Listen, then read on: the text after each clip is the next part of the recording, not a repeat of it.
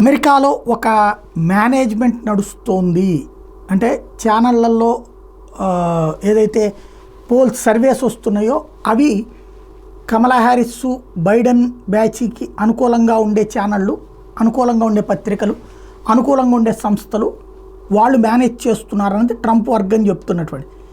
తాజాగా ఏదైతే ఈ మన ఇక్కడ ఈ మధ్యన కనుక భారతదేశానికి సంబంధించి ఈ రియల్ ఎస్టేట్ వ్యాపారులు లేకపోతే కనుక దాన్ని ఏమంటారు బెట్టింగుల మాఫియా వాళ్ళు ఎట్లయితే లెక్కలేసి వాళ్ళు బెట్టింగులు చేస్తుంటారో అట్లాగే పాలీ మార్కెట్ వాళ్ళ అంచనా ప్రకారం మాత్రం 52% మంది ట్రంప్ గెలుస్తారంటే 47% మంది మరోవైపున కమలా హ్యారిస్ గెలుస్తుంది అన్నటువంటిది లెక్క చెప్తున్నారు.